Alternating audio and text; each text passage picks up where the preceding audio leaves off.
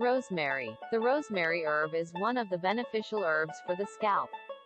Because it contains antioxidant properties, it promotes hair growth and prevents its fall, in addition to helping to improve blood circulation in the scalp, which helps to deliver food to the hair follicles, to make it more healthy.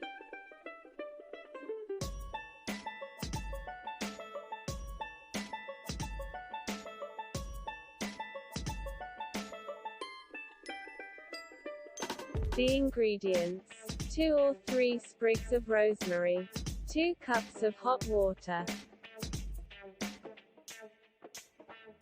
How to prepare: soak rosemary sprigs in hot water, and leave it for 5 minutes.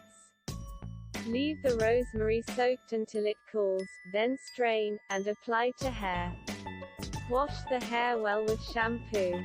Rinse the hair with rosemary soaked again after washing. Repeat the recipe several times a week. Thanks.